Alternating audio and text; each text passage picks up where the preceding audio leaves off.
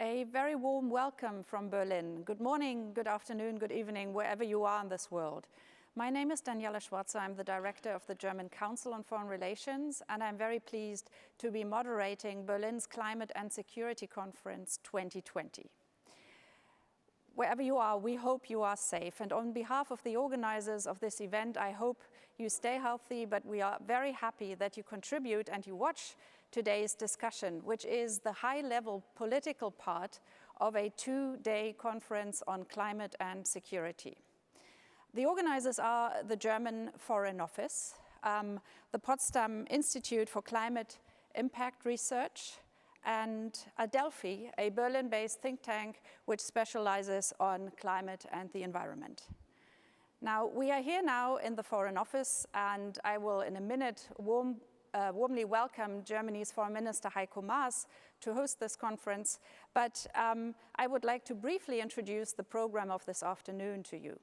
We will start with 3 short keynotes that come to us from around the world, and then we will hear a brief presentation of the results of yesterday's scientific part of this conference and the presentation of a report which was prepared.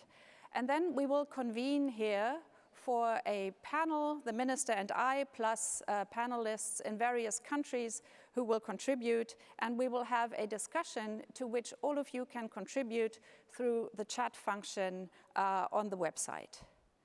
But now I would like to start us off with the first keynote, Germany's Foreign Minister Heiko Maas.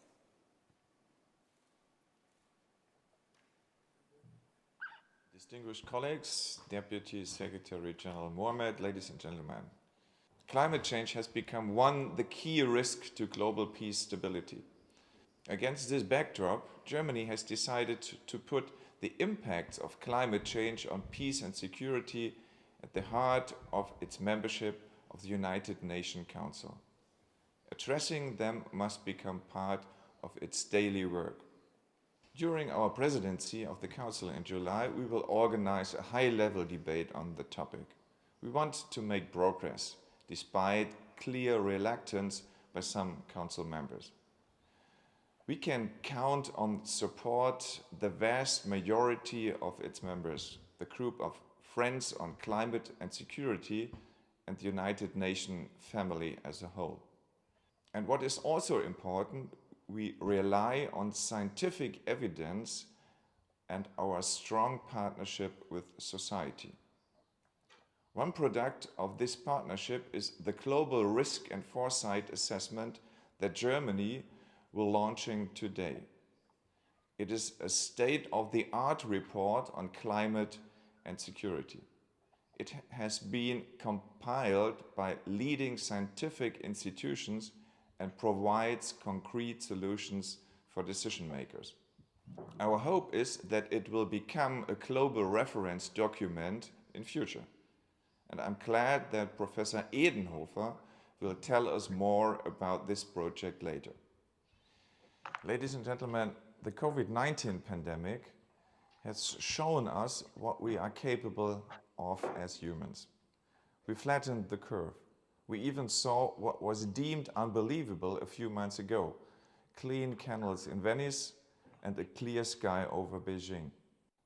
So let us build on that experience, and let us work together to flatten not only the curve of the pandemic, but also the curves of rising emissions and growing climate-related risks to international peace and security. Climate change does not take a break in times of COVID-19. Neither should we. Thank you. Thank you, Foreign Minister Maas, whom we will welcome in the studio in a moment. But now we are traveling to Paris, and Jean-Yves Le Drian, the French Foreign Minister, has his thoughts on climate change and security for us from Paris. Monsieur le Ministre, Madame la Secrétaire Générale Adjointe, Mesdames et Messieurs, un monde en état d'urgence environnementale comme le nôtre, c'est un monde en danger. Danger tout d'abord pour notre planète, pour la biodiversité et pour la préservation des espèces animales. Danger aussi pour la santé humaine et au fond pour nos existences dans toutes leurs dimensions. Danger enfin pour l'équilibre de nos sociétés et pour la stabilité internationale. C'est un monde toujours sur la brèche, où tout peut basculer d'un instant à l'autre. La crise pandémique sans précédent que nous sommes en train de vivre nous l'a rappelé de manière brutale et spectaculaire. Et nous a rappelé que nous sommes les premières victimes des bouleversements que nous imposons à la nature. Elle nous a rappelé nos interdépendances, nos vulnérabilités partagées et nos responsabilités communes. Elle nous a rappelé, au fond, ce qu'est un défi global, c'est-à-dire un problème si urgent et si grave que nous ne pouvons l'ignorer, c'est-à-dire un problème qui, parce qu'il se pose à l'échelle du monde entier, exige des décisions concertées et des efforts collectifs. C'est-à-dire un problème face auquel le chacun pour soi est une impasse. Un monde en état d'urgence environnementale, c'est aussi un monde exposé à des risques sécuritaires accrus et à des menaces nouvelles. Pourquoi ? Parce que les catastrophes climatiques entraînent des catastrophes humanitaires, des situations de pénurie alimentaire, des chocs économiques, sociaux, démographiques, et parce que tous ces règlements concourent à créer ou à accentuer un climat de tension lui-même propice à toutes les crises, tous les conflits, toutes les escalades.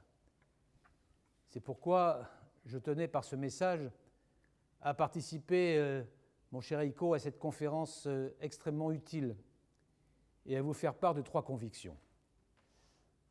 La première, c'est que les répercussions sur la sécurité internationale du changement climatique et de l'effondrement de la biodiversité doivent impérativement devenir un élément clé de l'agenda de prévention et de règlement des conflits. C'est la seule façon de mettre en place des réponses vraiment adéquates aux menaces qui pèsent aujourd'hui sur le Sahel, sur certaines régions d'Asie ou sur les États insulaires. C'est la seule façon d'anticiper les menaces de demain pour aider les pays les plus vulnérables à faire face aux pressions auxquelles ils sont confrontés dans les décennies à venir. La deuxième conviction que je tenais à partager avec vous, c'est que la communauté internationale doit se doter d'un outil collectif d'analyse et d'alerte précoce des impacts du changement climatique sur la paix et la sécurité mondiale. Fort heureusement, nous ne partons pas de rien. Grâce aux travaux des think tanks, des États, des différentes agences des Nations Unies, nous disposons de nombreuses données. Ce qu'il faut maintenant, c'est les ressaisir et leur donner sens à partir d'un point focal pour éviter la dispersion des efforts et leur donner l'écho qu'elles méritent. Voilà pourquoi, aux côtés de l'Allemagne et de plusieurs de ses partenaires, la France souhaite que le secrétaire général des Nations Unies puisse présenter tous les 2 ans un rapport sur cette question devant l'Assemblée générale et le Conseil de sécurité. Un rapport qui donnerait non seulement une évaluation et une analyse précise de ces risques spécifiques, mais formulerait aussi des recommandations d'action. Car, et c'est mon 3e point, il ne suffit pas de constater, il faut encore agir, et agir au plus vite. C'est sur cette exigence tout à fait cruciale que je voudrais conclure. Quand nous parlons de l'impact du changement climatique sur la sécurité internationale, nous ne sommes pas en train de spéculer sur un avenir lointain. C'est du présent que nous parlons. Car en dépit des quelques progrès déjà réalisés ici ou là dans la réduction des émissions de gaz à effet de serre, les températures ont déjà augmenté dans le monde entier. C'est un fait établi que nous devons regarder en face et dont nous devons tirer toutes les conséquences. Il faut donc agir, sans perdre un instant de plus, agir pour le climat, agir pour notre planète et ce faisant, puisque tout cela est intimement lié, agir pour la paix et la stabilité partout dans le monde. C'est l'engagement de la France. C'est le sens de la diplomatie climatique ambitieuse que nous déployons au niveau européen comme au niveau international. C'est le sens de l'approche globale qui est la nôtre face aux crises, une approche qui articule toujours la sécurité, le dialogue politique et le développement. Et c'est ce que je tenais à vous rappeler aujourd'hui. Merci de votre attention. Thank you to Paris for those words of encouragement to push forward with the agenda of working on climate change and security.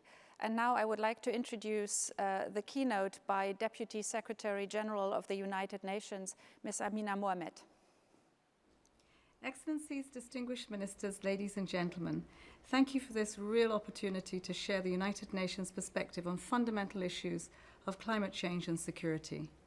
The COVID-19 pandemic has driven home how quickly a sudden crisis can disrupt lives and take away livelihoods, exposing the fragility of our world. This fragility is also evident in the inadequate multilateral response to the climate crisis, and to preventing and ending violent conflict, which are strongly linked. Of the 15 countries most susceptible to climate risks, 8 already host a United Nations peacekeeping or special political mission. I have seen for myself how in the Sahel, the Lake Chad region, and the Horn of Africa, and in the Middle East, climate change exacerbates pressing security challenges, the burden of which falls on the shoulders of women and girls. The United Nations has been working for more than a decade on the nexus between climate and security, from competition over resources to volatile food prices and migration. Our teams around the world support the efforts of member states to prevent and reduce climate-related security risks by strengthening data collection and analysis to identify the drivers of conflict and the solutions to address the crisis. In high-risk regions, we help to build the resilience of communities and states.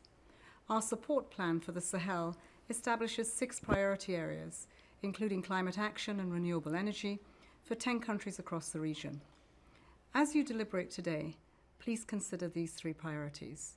First, investing in adaptation and resilience, especially at the community level, which is critical to conflict prevention. Second, investing in new technologies to improve climate risk forecasting. Very few countries affected by conflict have the tools to anticipate and prevent climate stress.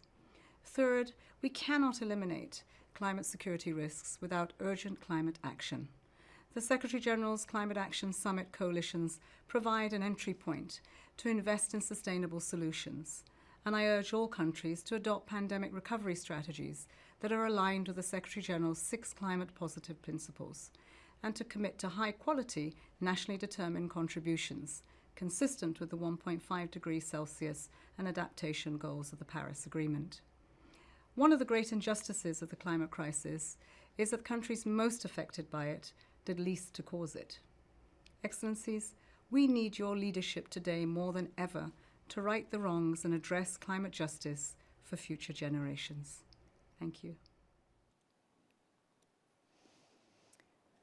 After having heard those 3 keynotes, which all emphasize the importance to define a very concrete agenda, and each of the speakers has shared her or his priorities, we will now move on to bridging today's event with yesterday's discussion. The conference started yesterday with a scientific conference, and now I have the great pleasure of welcoming Professor Ottmar Edenhofer, who is the director of the Potsdam Institute for Climate Impact Research. And he will deliver a report of what was discussed yesterday and highlight 10 insights on climate impact and peace, which is a report which has been published and launched yesterday. Now, Professor Edenhofer, the floor is yours. Welcome to our conference. Excellencies, distinguished ministers, ladies and gentlemen, thank you very much for inviting me to talk about climate-related security risks. Now, let me start with my first slide. And my first slide, please, the next slide, please.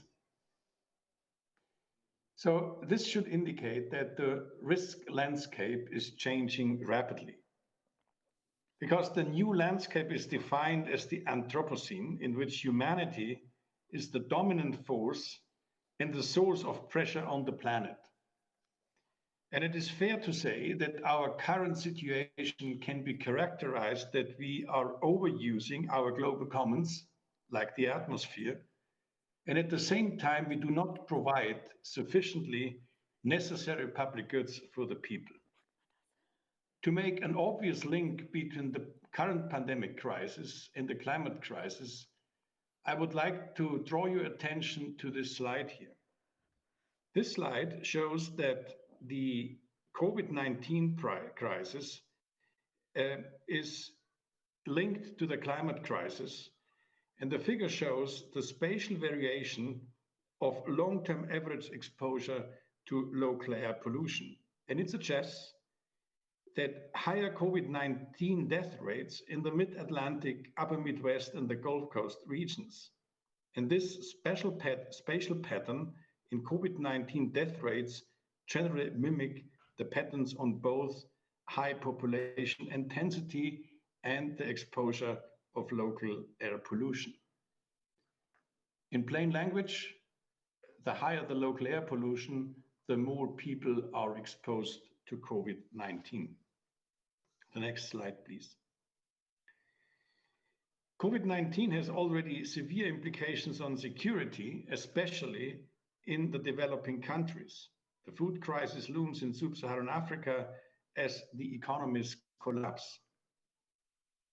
This is just a first sign on the horizon. Next slide, please. However, climate change impacts are already pose risks to peace and security. Climate change is an important aspect here. And what you can see on this figure is, on one way, to consider how the territories of fragile states are affected by climate risks, and the most vulnerable regions increasing climate exposure coincides with high levels of fragility. So this is a clear link between the ongoing climate change and the risk for peace and security. The next slide, please. These risks emerge in interaction with other pressures and contextual factors. Nobody claims that climate change is the only factor. We have to deal with local resource competition on land and water, livelihood insecurity, human mobility and engagement in illegal coping mechanisms, extreme food price spikes and food insecurity, extreme weather events, poorly designed policies, climate and security policies, and weak or failing governance are indeed very important factors which amplify the climate risks on security. Now, let me highlight a few important issues which are on the horizon. In the next slide, please. So we can state some factual statements, and you can find these factual statements in our 10 insights. But it is fair to say that we are likely to underestimate climate-related security risks because there is a teleconnection between these different shocks. And what you can see here is this is the dependency on a country on imported food staples. The more dependent the country is on food imports from abroad, the more exposed it is to climate-related disruptions in the availability, price, or quality of food products. And given the political sensitivity of food prices in middle and low-income countries and the growing risk of price volatility in globally traded food staples, particularly under a changing climate, it is important for these countries to understand the nature of their risk exposure and follow balanced strategies for hedging and reducing climate-related risks to food imports. The next slide, please. We are also likely to underestimate climate-related security risks when we look at the increasing inequality and the ethnic tensions around the globe. Research on climate change effects on inequality within countries is just emerging. We are at the beginning. There is some evidence that climate change increases within country inequality, and if growing inequalities overlap with group identities, they fuel conflicts. There is some evidence going in this direction. We need more research to understand the precise links. The next slide, please. This should be clear that we are talking now on climate-related risks on security and peace under the current situation. But we have to anticipate and understand that we are on a pathway where the planet is warming dramatically. Emissions are growing roughly between 2 and 3% per annum, and we have to anticipate increasing global mean temperature. And this observed changes in average surface temperature puts an additional pressure on security issues. Next slide, please. Because this warming planet is emerging in a situation where we see an increasing north-south divide. Here you see the regional GDP losses, just the economic losses in 2100 in a quite high climate scenario what we call in climate science the RCP 8.5, which is basically associated with an average warming around 4.3 degrees Celsius. We are on this pathway. We haven't bent the curve, and we are now running in a very, very risky situation. Next slide, please. And this GDP losses can be translated in terms of mortality risks. This map indicates the full mortality risk of climate change measured in units of death per 100,000 population in the year 2100. Of course, this is not a prediction, it is a scenario, but this scenario clearly shows when we are on a 4-degree pathway, we increase the risk of mortality, in particular in the developing countries. Let me conclude. The last slide, please. What we have seen so far in the COVID crisis is a jump decline in the emissions. The current emissions during the lockdown are at the level of the year 2006, when the Stern report has been published. And it is, to be honest, only a very, very mild decrease, which will have simply no impact on the future climate development. We will not see the COVID-19 crisis in the global mean temperature. And therefore, what we need is not a decline in economic growth. What we need is a structural change of our economies based on innovations, based on sustainability. So the current situation is a unique opportunity to rebuild our infrastructure, to rebuild our economies, to integrate the various rescue packages into a convincing green recovery plan. And these recovery plans have the potential to generate human prosperity within the planetary boundaries. And this would strengthen the governance of our global commons. I believe, and this is justified and confirmed by this report, that we are not doomed to fail. We are not doomed to sacrifice human well-being and prosperity. The contrary is true. The reason for human well-being and the prosperity in the 21st century is that we manage our global commons well. We have the opportunity, and I hope and I wish that we can take now this opportunity for a much better future. Thank you very much. Thank you very much, Professor Edenhofer. If there was any doubt about, first of all, the urgency of the matter, and then secondly, about the opportunity to act now precisely as we are dealing with the COVID-19 crisis, I think your presentation has made it very clear that this conference today is very well placed. I now transition to the political panel, which I announced earlier on, and I'm very glad that we can now discuss the political implications and also the ideas that have already been formulated by our 3 keynote speakers in more depth. So the panel that we are now heading towards is dealing with one very important question, and this is: how can the United Nations Security Council strengthen its response to climate-related threats to international peace and security? And I'm very glad and honored to welcome Foreign Minister Heiko Maas with me now in Berlin in the Foreign Office. Minister, very warm welcome to the second part of the 2-day conference. And you said in your brief keynote that you think the exchange with scientists who deal both with climate change but also with security threats is of key importance. And we have seen from this presentation how important this dialogue is and how relevant the findings are. Now, but I would like to start with a question, as you also mentioned Germany's role in the United Nations Security Council, why climate change should actually be a concern and why you put it so high on the list of priorities for Germany.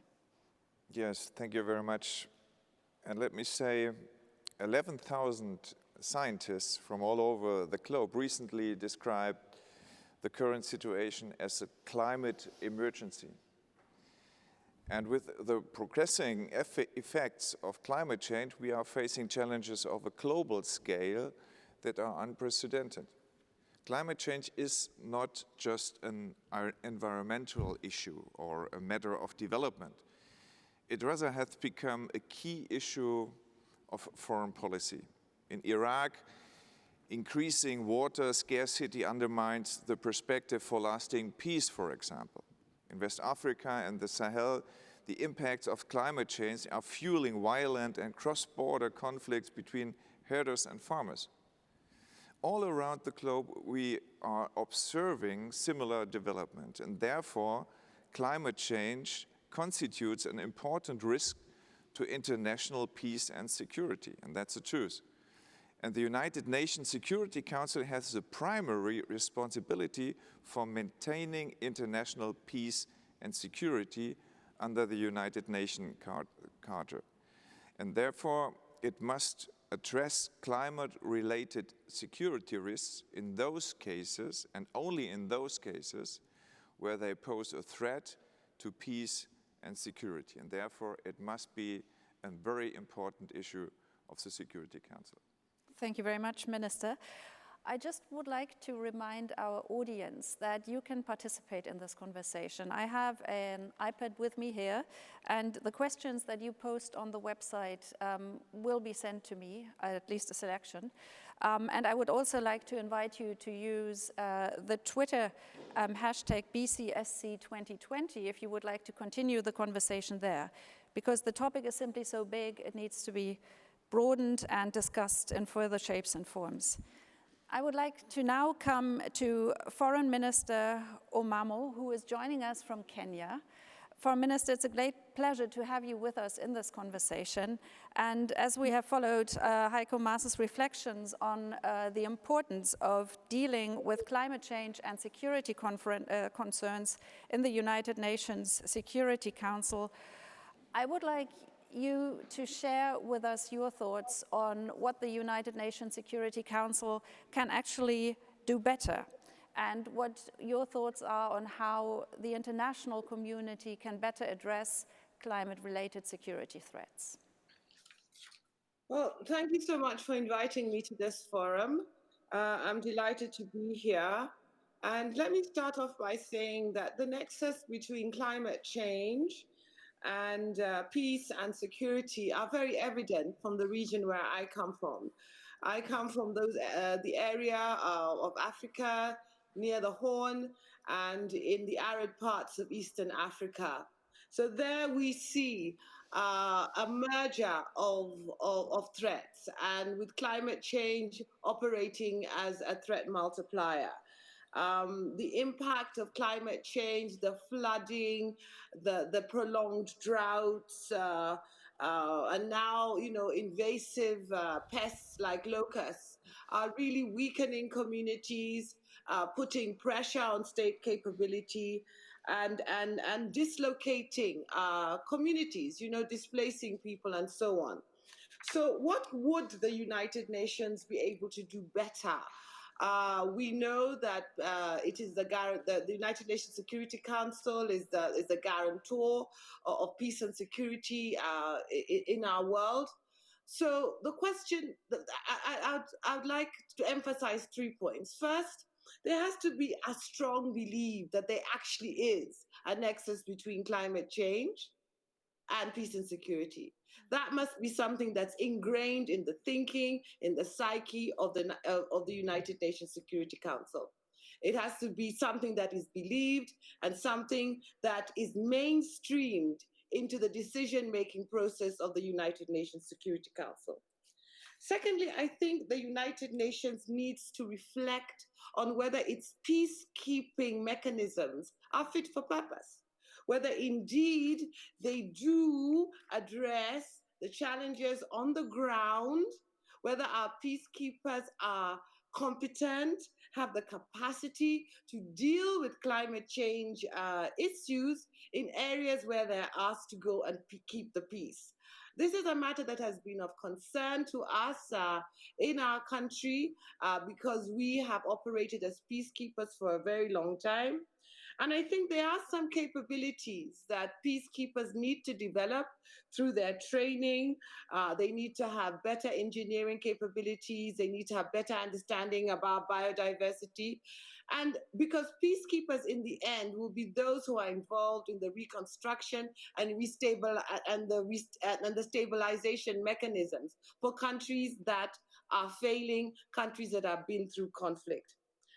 Secondly, I would be interested in calling upon the United Nations Security Council, a place where our country will sit in the next 2 years, into looking at ways in which there can be a better relationship between the regional arrangements, for example, between the AU, Peace and Security Council, and the United Nations Security Council. Why is this important?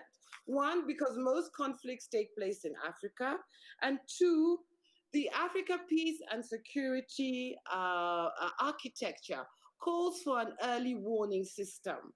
We have to be able to repackage that early warning system to ensure that it is looking at climate change related issues and plotting, mapping, researching, collecting data that will help countries forecast climate change events and climate change shocks and enable people to plan effectively, enable the United Nations to make determinations about conflicts that have a climate change component. Finally, let me say this. There has to be a place for women in the peacekeeping paradigm and in climate action.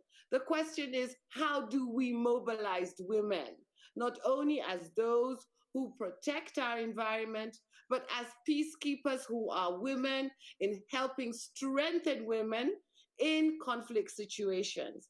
This is an area where I think we must work on.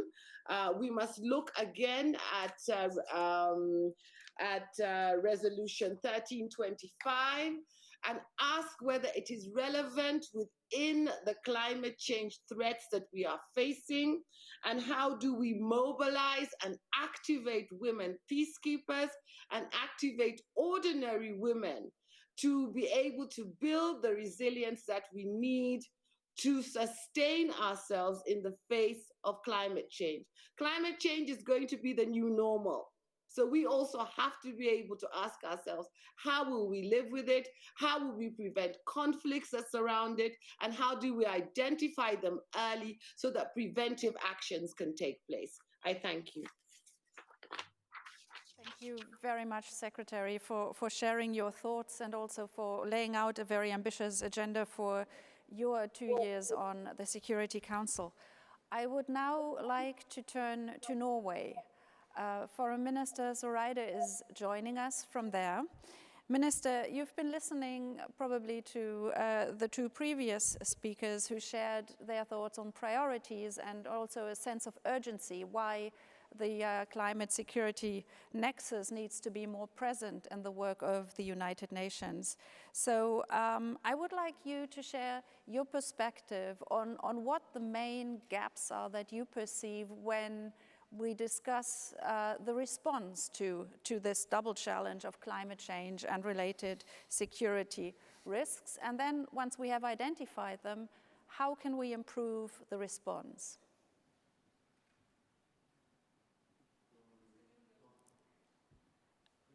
And we need you to unmute your microphone.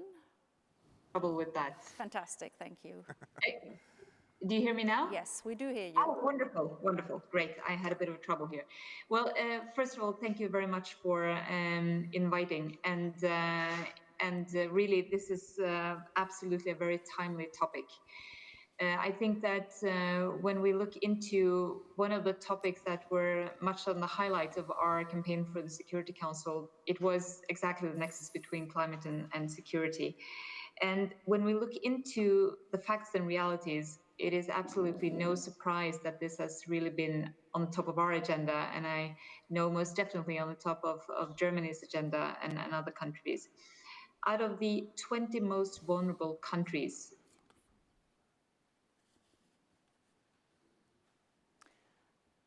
and now we have a technical problem here, but we will wait for Ms. Søreide to come back to us.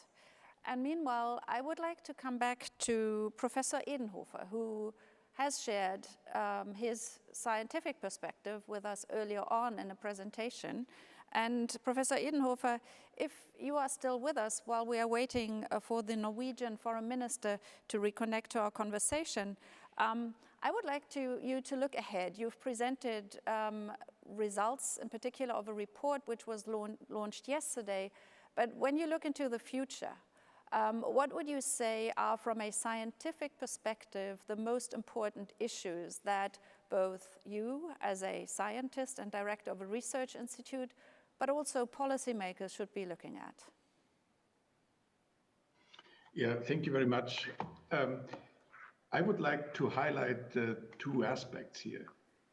The first aspect is, of course, we need, at a global scale, significant progress over the next few years in the international climate negotiations. Okay, now the minister is back now, and I can jump in later. Okay. So I will keep this question for you, and welcome back, Minister Søreide. Please continue where, unfortunately, you were stopped earlier.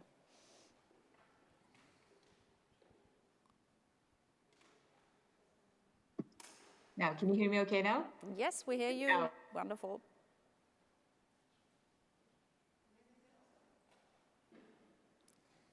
And now we don't hear you again. We heard you for a little while, but if you could unmute again, that would be perfect. No? Okay, well, we're getting some technical help from the side here. Does it work now? Yes, wonderful. Okay. Great. We'll try again. I'm sorry for that. What I was about to say was that when we look into many of these facts and figures, we see that climate and conflict is most definitely related. And I had been surprised to see when we did our Security Council campaign, how few times the Security Council and the UN as such have been discussing climate and security issues. When I was defense minister for 4 years, we had very often the discussions among the military on how climate change and climate issues are a threat multiplier, and that they can actually turn what could be a potential conflict into a bigger conflict. One of the most typical things that we see is a fight for scarce resources like water and food. I'm afraid that we will enter into a situation now post-COVID-19 where this is going to be exacerbated. We also see that the socioeconomic impacts of climate change also has a tendency, I think, to lead to social unrest, which again could lead to conflict. So in our view, climate change is the foundation and the reason for many of the conflicts we will potentially see in the future. We see it already now, but we will also see it in the future. I would have liked the Security Council to discuss this more, and that is why I'm very happy for this initiative. And I know that this has been on top of the German agenda for the Security Council, and I know Heiko is also working on a resolution on this, which I think is very positive. So for us, this is absolutely one of our priorities, and we think that it is possible for the Security Council to do more. We have also been very positive towards appointing a SRSG on climate and security. We think that could be one potential step forward. And I know that there are discussions in the Security Council, especially among the P5s, on whether or not to have these topics on the agenda. But I think that there is absolutely no way around it, because it is going to be very, very challenging for the international community in the future to disregard how climate change affects peace and security. Thank you very much, Minister, and we will come back to you just a little later. Now I would like to pick up the conversation again with Professor Edenhofer, and I think there's a pretty broad consensus among the participants of this distinguished panel on the sense of urgency and the need to act now. But you are going to push us just a little further and tell us what the future things are that you have in mind on your research agenda on the nexus between security and climate change, but obviously also with political implications. So please, the floor is yours. Yeah, thank you very much. Inviting me to provide here some thoughts. And let me begin to say the obvious. We need definitely some progress in the international negotiations to reduce emissions. So mitigation remains very important. And let me remind us that over the last decade, we have seen increasing emissions between 2 and 3% per annum. So fundamentally, despite of Paris, despite of all the results of the intergovernmental panel on climate change, we didn't make significant progress. And it is even worse. The situation is that in many countries, in particular in Asia, even after COVID-19, they invest heavily in coal. So we are at risk that the investments in coal alone would absorb so much of the global carbon budget that the 1.5-degree limit will become a poor illusion.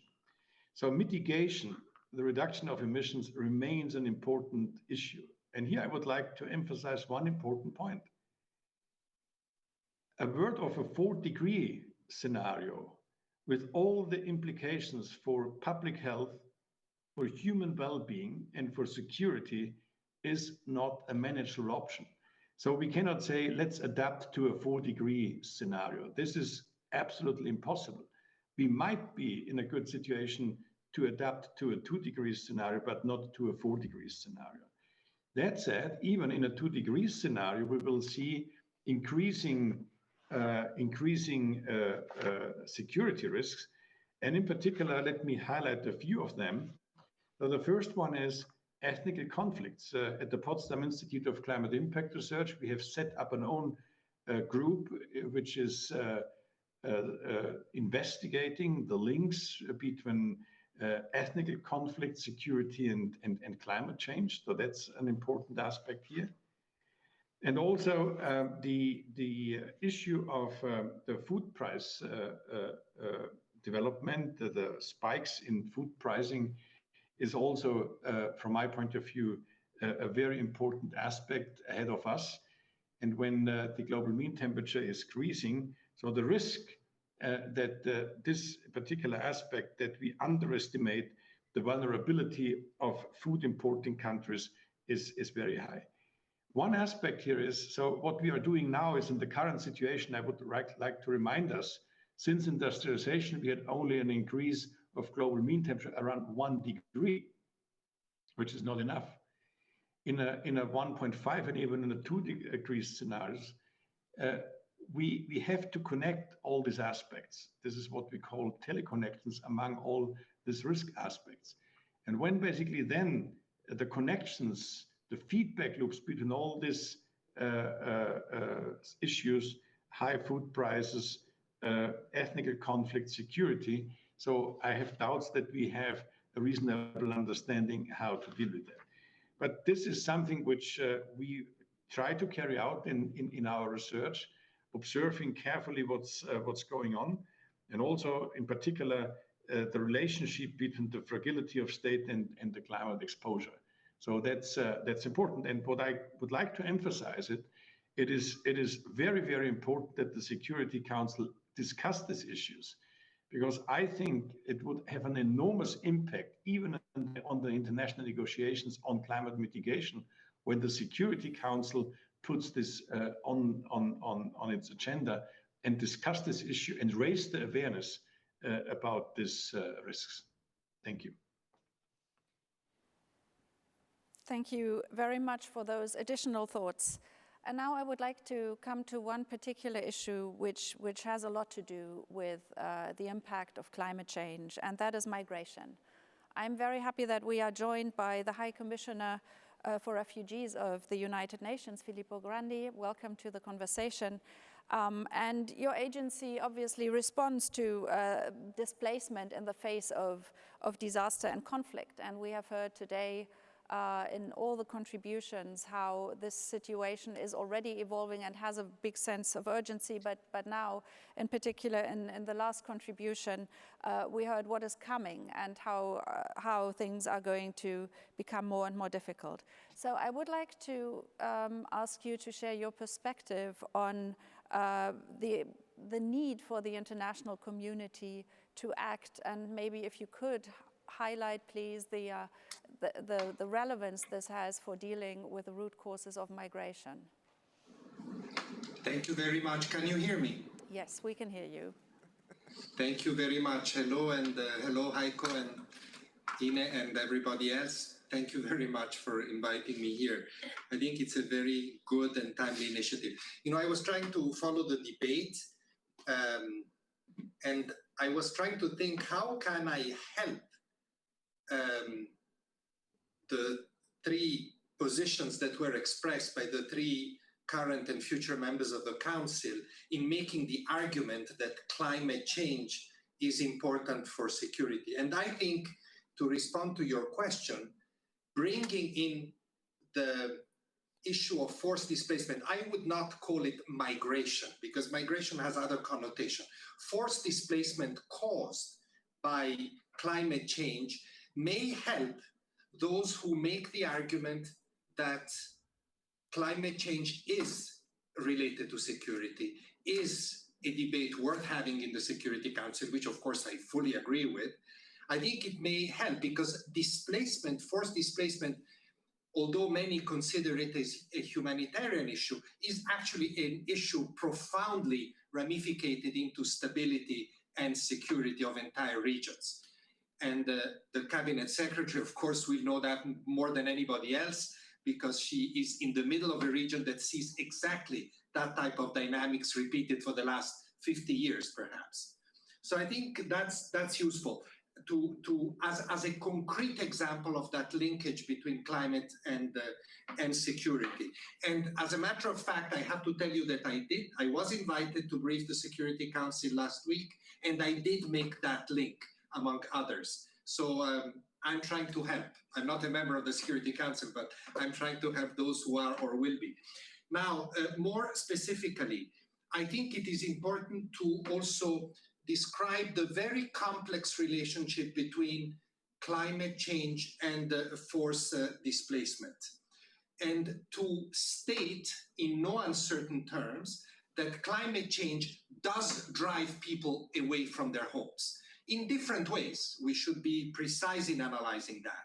You know, it ranges from slow onset of climate change, you know, the rising level of seas that displace people because entire areas go underwater, to fast, urgent, emergency-like displacement due to natural disaster, very often linked to climate change itself. I've looked at statistics.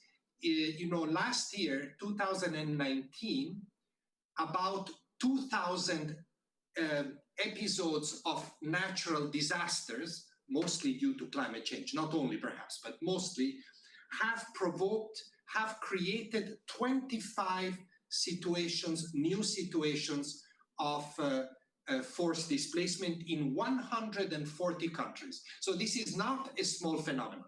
This is very widespread and of global concern. And very often, even more specifically, and it has been mentioned by many of you, climate change is intertwined with conflict.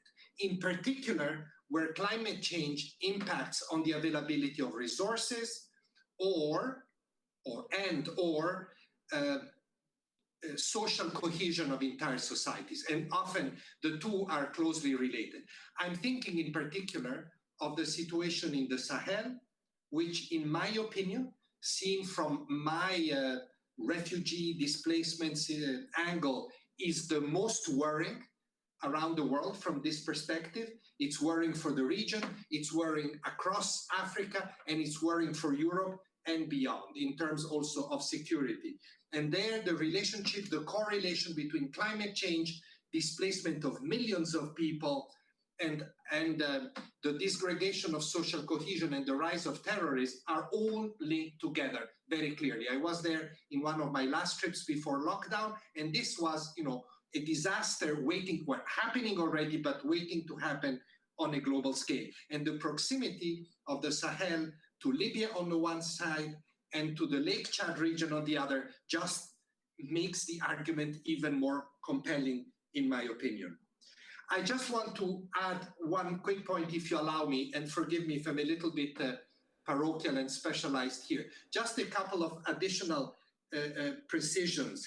One is, I know that there's been a lot of talk about defining people move because of climate displacement, climate refugees. We would like to stay away from that nomenclature because already the term refugee is so politicized, is so complex. Let's stick to the traditional definitions. I think it's much better to talk about climate-induced forced displacement. However, people who move because of climate change have protection needs, for which, and here I make a pitch on in support of what we and others can do, agencies with expertise in the protection of people on the move, but also on helping governments find solutions for these people. This expertise needs to be tapped into more systematically. And this is where also I said to the Security Council, utilize our expertise more frequently.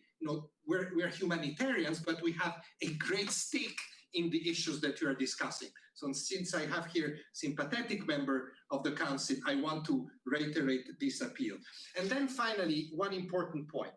Displacement is not only a product of climate change, it can also impact nature because it happens very frequently in areas that are on the front line of climate change. The Horn of Africa, the Sahel, the Lake Chad region, but also think of Bangladesh and some parts of Latin America. So people on the move impact the environment. Cutting the wood, depleting water resources, the use of plastic. Aid operations themselves may become a factor in that respect. So we need to pay attention also to that more operational aspects. We've launched something called the Green Energy Challenge at our recent forum, and there's many other initiatives that merit attention as well. Thank you very much. Thank you very much, High Commissioner. And it's very good to see that this agenda is also supported by your initiatives in the Security Council. Minister Maas, I have a question coming in, and that is to you, asking whether you could deepen a little bit on Germany's approach to the climate-related security risks, because you have outlined earlier what your priorities are for your work in the Security Council. But beyond that, maybe, or in that framework, of course, how does Germany go about dealing with those risks? Yes, we have defined climate and security as one of the priorities of our membership in the Security Council, and it was a little bit surprising for some members of the Security Council. And let me add here that climate and green recovery are high on the agenda of Germany's upcoming EU presidency as well. So we think that climate change is today's major cross-cutting theme, from economic policy, where Germany will put a green economic recovery from the COVID crisis, to international security policy. And we always have to reckon with the challenges of climate change. And we have gathered here in the run-up to the high-level debate of the Security Council on the topic under the German presidency on 24th of July.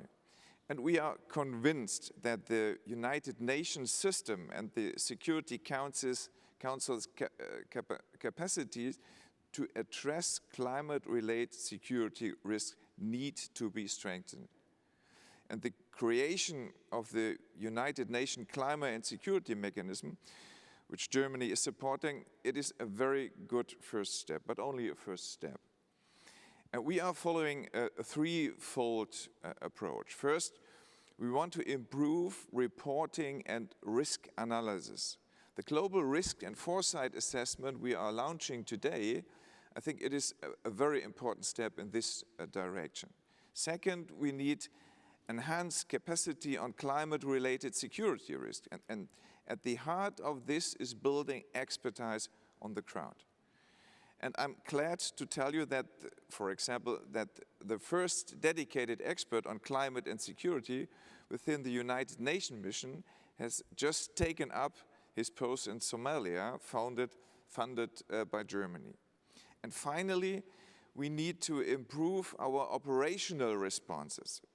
These range from mediation projects, such as the one the Federal Foreign Office has supported in Nigeria's Middle Belt since 2016, to improving a better utilizing early warning system. And one thing I think is very important, and let us not forget, maintaining peace is not just managing armed conflicts. Preventing is what we need if we want to build more sustainable peace. And in a joint position of the Group of Friends on Climate and Security, the 50 countries most dedicated to this issue, we have already outlined possible operational responses. And that's what we have to work on. Thank you very much, Mr. Maas. We have a number of questions coming in on Africa, and hence I would like to turn to Secretary Omamo again, also because the High Commissioner has addressed you. And I would like you to share your experience maybe on very practically what you observe in Kenya, but also in East Africa, about how in daily life climate change and security risks interact. And as we are in a particular situation with the COVID-19 situation, the pandemic which touches the whole world, obviously, I would like to ask you whether this has any particular impact that you can already observe or whether you see it coming. And another issue, sorry for being so long, but this question also came up, whether you would like to comment on food security as well. Well, thank you for those questions.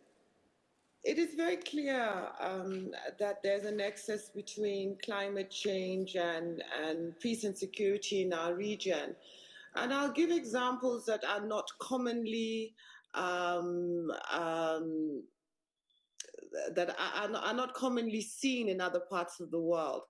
One of the challenges we have when we have prolonged droughts, for instance, within our region, is that you begin to see human-wildlife conflict, which is not something that you see in many other parts of the world. And therefore, you have wildlife destroying food crops, wildlife creating harm to homes, and then you have the human beings trying to eliminate the wildlife. And so you're having challenges that are almost flip sides of each other, where the environment is causing the animals to panic, and the human beings are also attempting to save themselves by also destroying natural life. So those are some of the conflicts we have. And they impact on the economy, they impact on tourism, they impact on the stability of communities. And therefore, when we are thinking about climate change, we must think about it in the broadest sense possible. They are impacts of climate change that differ from country to country. So we must accept that though climate change is a global challenge, its impacts are local in most instances. And they're local in the sense that they affect human lives in very clear and practical ways. And we must be able to empower at the local level if we really want to see change results at the global level. There has to be that nexus, and there has to be a way in which we create understanding in our people as to what is going on around you. People will say, we haven't seen the weather like this for years. Our crops are failing, or it's raining at the wrong time. And what they're talking about is climate change, but they don't realize it.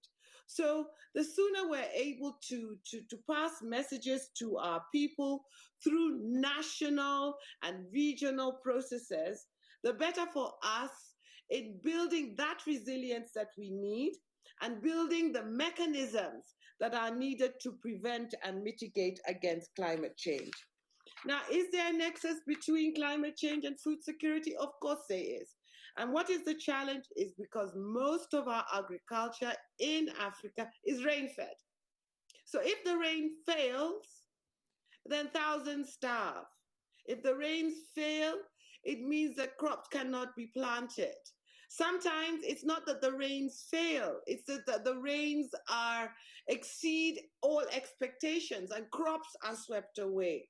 So what we need is to be able to create systems within Africa, systems within the developing world that are able, one, to predict, at least to see and predict, if you will, through technology, earth observation, what our climate is going to do. And then to build those structures that will help people at the local level, at the national level, and at the regional level deal with the challenge. It might be better irrigation systems. It might be just water harvesting at the most local level. It might be utilizing our riverbanks better. It might be growing more of our forests. In our country, for example, we are trying to increase our forest cover to 10%. And this is not an easy task because there's been a lot of deforestation in some of our water towers. Another area that I would like to bring to the table that is also of real importance as we're thinking about peacekeeping, and this is the need for us to train our armed forces, those who are going to go out to be peacekeepers, to love the environment. When I was the Minister of Defense in my country, we were able to accelerate and push the environmental soldier program within the Kenya Defense Forces. And that is a program where soldiers plant trees. They go out and reforestate wherever they go. And these are some of the very simple things that we can do, especially when our soldiers are deployed in the field, especially when we are trying to rebuild communities that have gone into conflict, to plant trees, to ensure that there isn't soil erosion and those kind of things. These are very simple things, but they make sense to the person on the ground who is our first agent in dealing with the climate change challenge and trying to reduce resource conflicts. I thank you. Thank you very much, Secretary Omamo. This really gives us a sense of, first of all, of urgency again, but also of what can be done. And thank you for all those practical examples of what you think needs to be done. I would like to now go back to Oslo. Minister Søreide, since you spoke on this panel, a number of further broader topics have come into the conversation. And as you are also a former defense minister, I would kindly ask you if you accept to pick up also the peacekeeping aspect, but elaborate also a little further on Norway's approach to the matter of climate and security. You already spoke about your ambitious agenda for your time on the UN Security Council. Maybe you would like to add some elements, but also I would like to ask you whether you see other multilateral formats where you think this issue should be treated more broadly and deeply. Well, thank you very much for giving me the floor again. And first, when it comes to UN peacekeeping operations, we have always been supportive of not only adding climate and security into the mandates of the UN missions, but also applying it on the ground. And I think Filippo had a very good and interesting outline of how not only forced displacement itself, but also refugee camps, and also the activity we do to alleviate humanitarian suffering can in itself sometimes be and have an impact on climate, and can also be an issue for security, which is, I think, a very interesting perspective. We want to make sure that the mandates of the UN peacekeeping operations are, as I would say, relevant as possible into the different contexts. And as I mentioned, that is true for most of these operations, or at least for 8 of 10 of these operations are in the vulnerable countries where this is an issue. So I think it should absolutely be applied in a greater sense than it is today. I think first and foremost, the Security Council need to address these issues. And again, I would like to thank Heiko for bringing this up and being so forward-leaning on this. There are, of course, also a range of other multilateral channels and areas where this can be discussed. And in my opinion, it is being discussed more and more. And if I compare to my early days as a defense minister around 2013, 2014, this was not much on the agenda either for defense ministers. But I do think that the defense sector and the military and the armed forces were able to predict sooner than many others that this would be a potential threat, because they see when they operate in different environments, they see when they are out with UN peacekeeping operations, that the conflicts related to climate change and the consequences of climate change is just increasing. And Filippo mentioned some of it being related to, for instance, to water, to forest displacement, and especially when it's intertwined with different kinds of conflict and conflict drivers. What I think is going to be one of the bigger challenges that we are facing when we look 5 or 10 years ahead of us is that many of the challenges that today do not represent a security threat in itself will most likely be exacerbated and combined with other drivers be a major challenge or a major threat, and a major threat multiplier in the future. And whether we like it or not, climate change issues are not going away in the near future. We're all hoping that the things that we are doing to mitigate climate change will have some impact, but it's not likely that these challenges and these threats will disappear very soon. So in my opinion, what we can do in the Security Council is try to turn the thinking a little bit around, because today I think that the Security Council is first and foremost preoccupied with what we can call the classical security threats. But it has to take into account that we have a new situation where also the consequences of climate change on everything from the fight for scarce resources to territorial disputes to forced displacement is going to be factored in as one of our potentially big security threats. Thank you very much, Minister.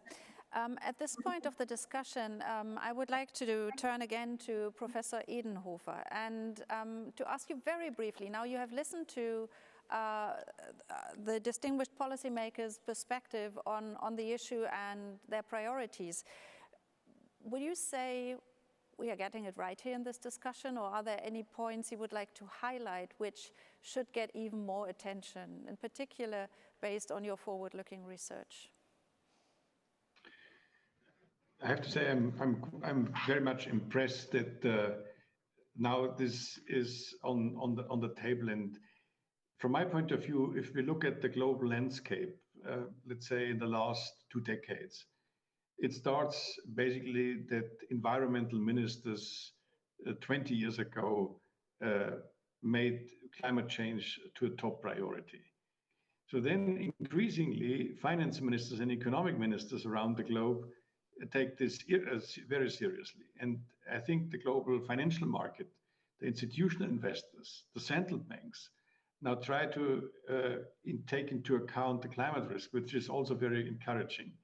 But now I think at this stage, it is enormously important that foreign ministers take this seriously and bring this in the Security Council. And I have to say, when all these forces come together, then we have really a high chance, an increasing likelihood that this problem is taken so seriously that we can really bend the curve in the next decade. Let me emphasize one aspect here. The last decade was almost a lost decade for climate policy. It was a lost decade for many reasons, and we cannot afford another lost decade because otherwise, when we do not turn around the curve, bend the curve, so then definitely we are in a desperate situation because then we are locked in an almost 3-degree pathway. But this is the worst case outcome. After this discussion and after hearing that so many ministers and in particular the next members of the Security Council bring this on the agenda, I think this is an enormously encouraging sign. Thank you very much. And with that, I would like to come back to High Commissioner Grandi. And as we heard earlier today, this is the day where the Global Risk and Foresight Assessment is being launched. And I suppose your agency is working in that regard already. So I would like to ask you about your experience. What kind of tools, what kind of knowledge do we have and do we need to better assess the climate security linkages? Because anticipation to manage, in particular also the humanitarian side of the impact, seems to be of a very big importance. Here I can be fairly brief.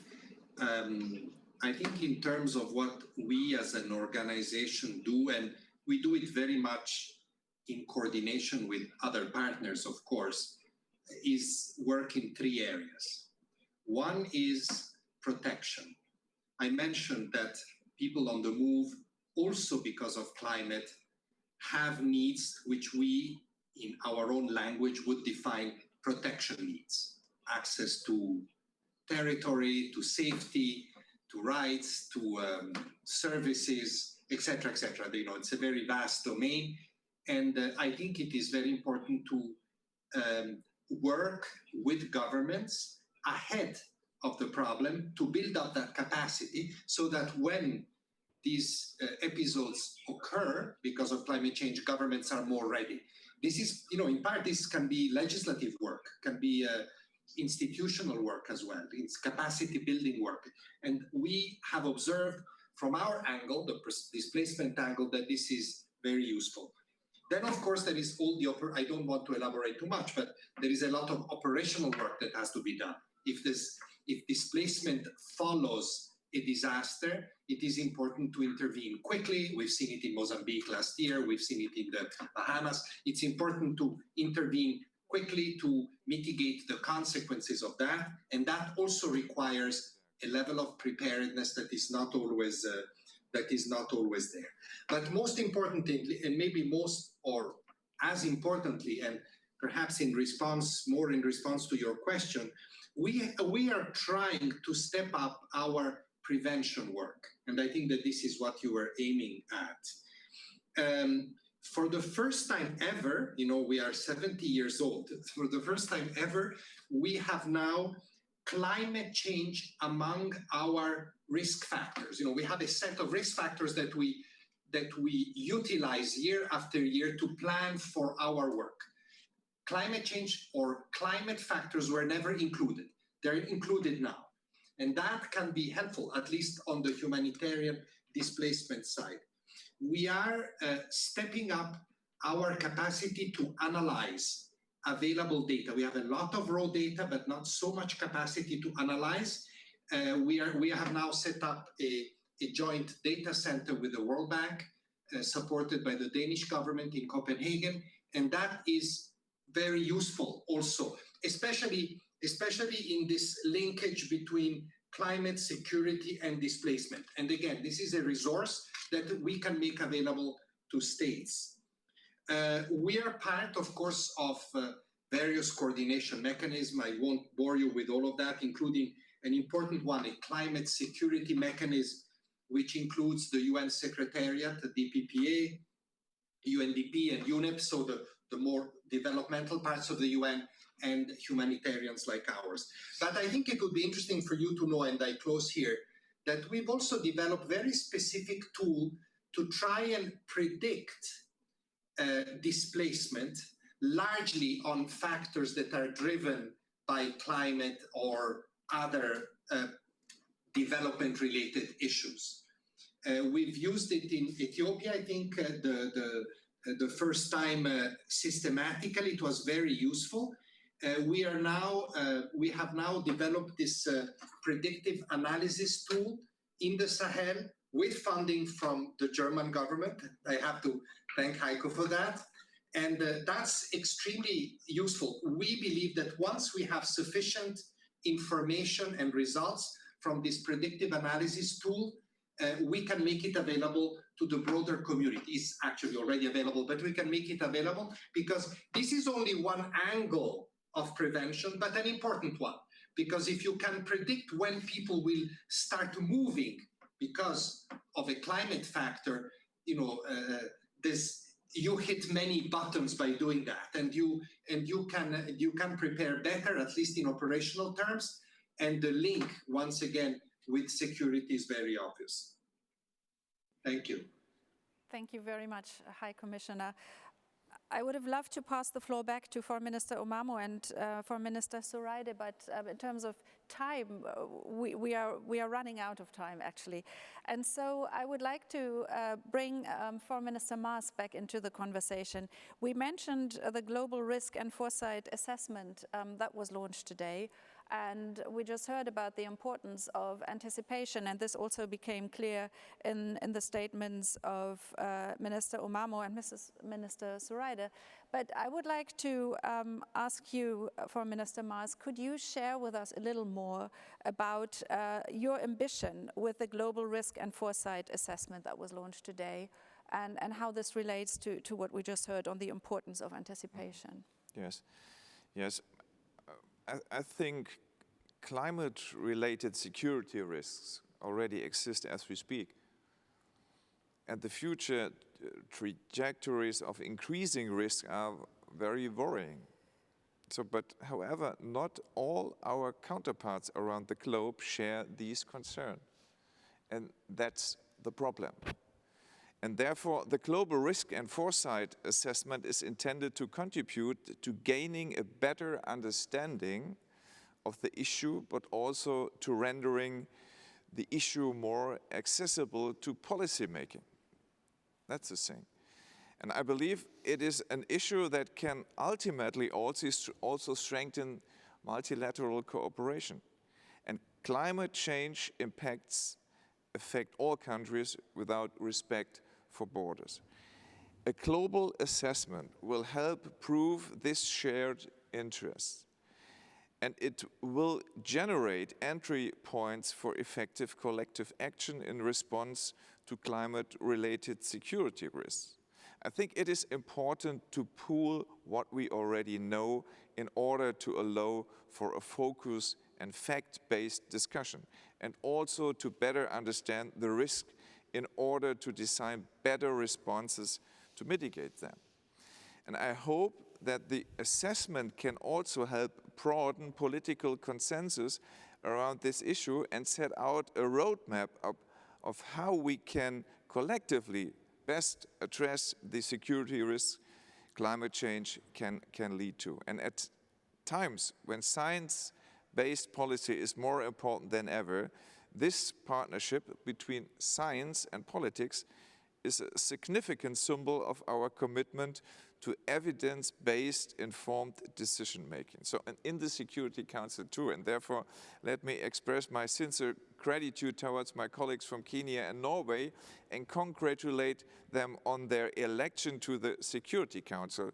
And let me say, I think you will not have so much fun there, but the work is so important, and I still believe in the power of this institution. Today we heard how strong this joint agenda is between you and your colleagues. And I think it is very promising that the analysis converges so clearly on the risks, and the sense of urgency is there, but also that over the past hour we heard quite a lot of very practical ideas, which means a lot of reflection has already been ongoing. And this will definitely, as I hear from all of you, be a big issue on the agenda of the Security Council. And Mr. Maas, also, climate is one of the priorities, fighting climate change, of the EU presidency that Germany will take on the 1st of July.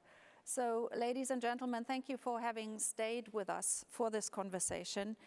Before we come to concluding remarks by Alexander Karius, let me thank you for your contributions, for listening in. I would like to invite you to keep the conversation going. First of all, do use Twitter, go to the conference website, which includes other additional video statements on top of the event, which you are, of course, able to listen into again there as we close it. But I would also like to highlight that a second part of this conference will be running from September 7th to October 2nd this year. With this, I would like to hand over the floor to Alexander Karius, who is the director of Adelphi and co-host of today's event, for concluding remarks. Thank you, Mrs. Schwarzer. Thank you, Minister Maas. I just would like to take the opportunity for a couple of minutes to just summarize a couple of takeaway messages. So over the course of these 2 days, we have learned about scientific evidence on climate security risks, the knowns and the unknowns, compelling messages from the field where climate security risks are already playing out, and experience and perspectives of international organizations addressing these risks. The 10 Insights on Climate Impacts and Peace report launched yesterday represent the most recent state-of-the-art review on the scientific debate on climate and security and peace. These insights have grounded the discussions of the high-level panels yesterday and today, which addressed what the international community, specifically what the UN Security Council and the wider UN system can actually do, could do, and should do also in the future. So these statements, your questions, and also the discussions that we had highlighted the very complex, compound, and sometimes even competing risks the world is currently facing. It became clear that what has been mentioned in many of the video statements, want to build back better from COVID-19 pandemic, needs to take into account climate change and its risks that could destabilize livelihoods and entire societies, supply chains, entire economies, political systems, and entire regions. The discussion here in Berlin and online, as well as within the video statements that we have received, underlined that linking climate mitigation and adaptation to security and peace building must be at the heart of foreign policy and is, as Minister Maas said, a truly global task. But to respond to these challenges and respective policies and processes, that requires certain preconditions. They need to be risk-informed and grounded in science as well as grounded in the realities in the field. They need to offer adequate fora where we can coordinate policies and measures, and we need a governance system in place that encourages collective learning, that takes into account the experience by international organizations and NGOs operating on the ground, and that shares these insights globally with political leaders and also with practitioners. We also learned, and I think that is an important message, that foreign policy, which invests into decarbonization pathways, makes climate adaptation conflict sensitive, and peace-building measures climate-proof, will yield a peace dividend for the next decades to come.